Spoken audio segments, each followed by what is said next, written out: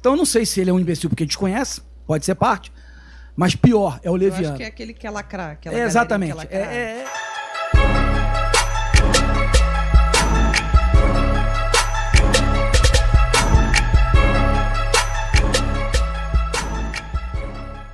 Fala tropa, tudo bem com vocês? Pra quem não me conhece, eu sou o Paulo Renan e estou aqui pra gravar mais um vídeo. Rapaziada, no vídeo de hoje eu vim reagir a um vídeo intitulado Capitão do BOPE fala sobre delegado da Cunha, Paulo Storani. Esse é um corte do episódio completo que rolou com o Paulo Storani lá no Copcast. E antes de ir pro nosso react, eu recado pra você que tem interesse em entrar pra PEMERGE e não sabe por onde começar, dá uma conferida no primeiro link da descrição, que tem um preparatório bisuradíssimo pra que você consiga sua vaga dentro da corporação, tá certo? Se for do interesse, dá uma conferida aí. E caso você queira assistir o episódio completo, Capitão, lá no Cop, o link vai estar na descrição, aproveita e se inscreve lá no Copcast, caso você não for inscrito.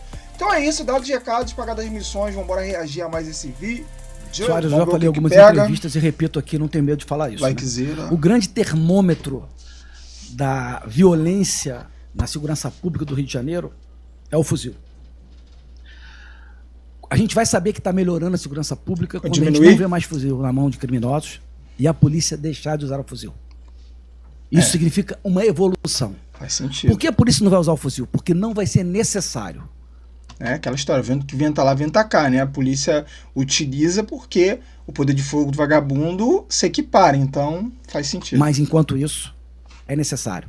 Fuzil de assalto, 762, 223, não é um calibre policial.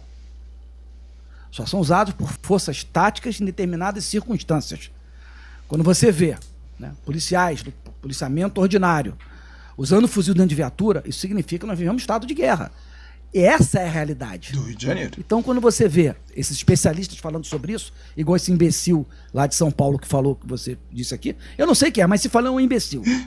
Se Como não era delegado... falou, ele é delegado, eu não vou falar o nome pra não criar aquele coisa, mas foi o delegado da Cunha.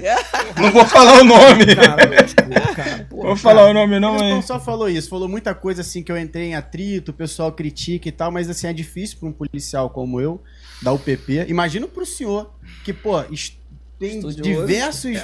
Assim, pra mim, um cabo da polícia, na época eu era soldado, só ali da vivência da comunidade. Eu já fiquei puto, imagina o senhor ouvir um cara desse falando isso e falando outras coisas, porque a pergunta, ele é delegado em São Paulo, ele tinha um canal no YouTube e fazia algumas filmagens de algumas operações que eles faziam. Sem disparo, batia na porta do cara, sai com a mão pro alto. E o cara outra saía, realidade, preso, né? Outra realidade. Aquelas coisas todas. Outra realidade. E surgiu num podcast muito famoso, que é o Podpah, uma pergunta, entra naquilo que o senhor falou. A questão é o seguinte, o podcast, aquele podcast, ele tem um tom mais pra esquerda, tanto que algumas pessoas vão lá e falam que usam droga, fumam maconha e tudo mais.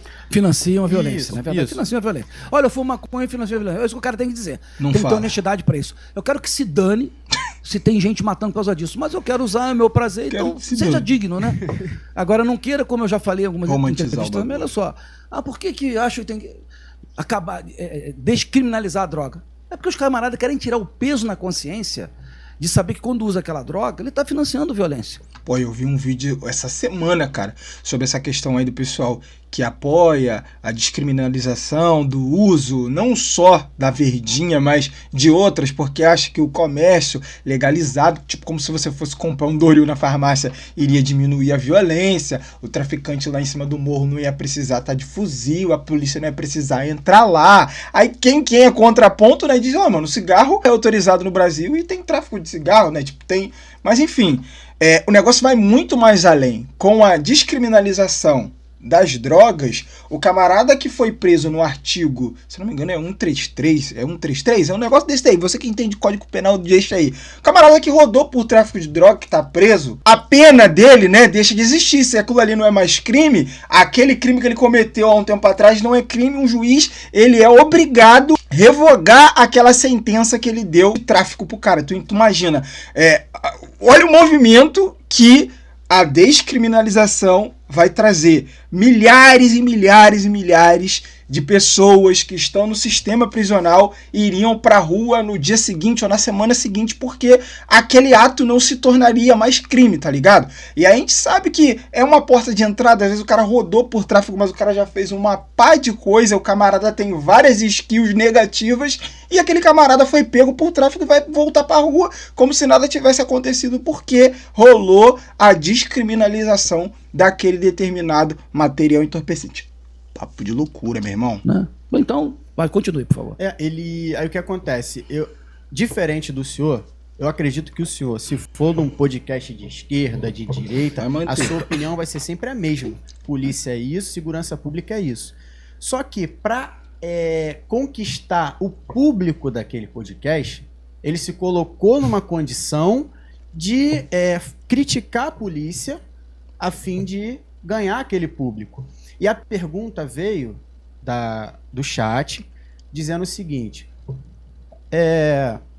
você está falando de segurança pública, que a polícia é preparada, e o que você me diz de tantos inocentes baleados? Aí ele fala assim, no Rio de Janeiro, né? Aí o apresentador fala assim, a pergunta se refere ao Rio de Janeiro. Aí ele fala assim, eu teria que morrer e nascer de novo para saber para onde os policiais de lá apontam o fuzil. Exatamente isso que ele falou. Ele e assim, para mim, que tô ali, que tava na época, né, ali na unidade, vendo o colega sendo baleado, trocando tiro, passando estresse, chegando em casa puto, discutindo com a mulher, aquela coisa toda.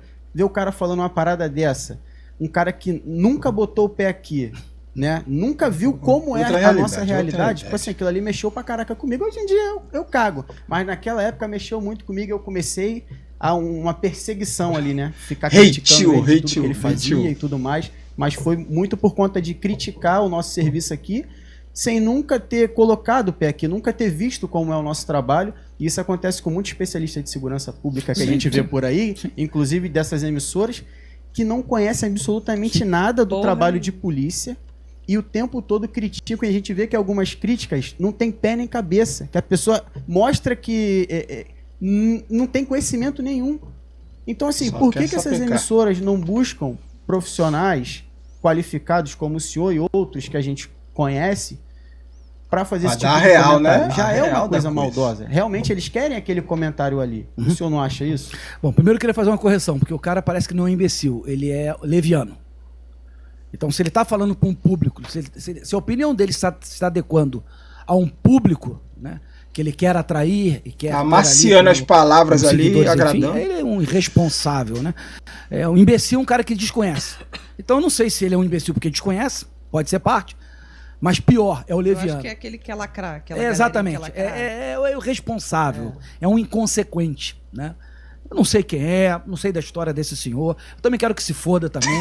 Que se dane essa porra. Tem o direito dele de falar, porque hoje qualquer imbecil fala, né? Eu também tenho meu direito de falar, não me acho imbecil, mas ele pode achar que eu sou. Então foda-se ele também. Mas vamos lá. Bem carioca. Rapaziada, terminou por aqui. Deixa nos comentários o que vocês pensam a respeito de tudo que foi falado aqui. O Cop levantou, né, uma polêmica que fez um barulho do caramba. Aquele episódio famoso lá no Podpah, onde de fato ele falou essas palavras, não tem como ele falar que não falou, ele se veio a público, se retratou, ele tinha até um público muito fiel, muito que se identificava muito com ele, e que, tipo, por exemplo, o camarada como o Cop que se levantava, nego descer a mamona, mas aí depois, é claro, também da gravação da reconstituição de uma ação, enfim, aquela polêmica toda a gente relatou aqui, mas é importante saber o que você tem a dizer a respeito disso. Eu vou ficando por aqui, espero que vocês tenham gostado, forte abraço tropa, vejo vocês no próximo vídeo.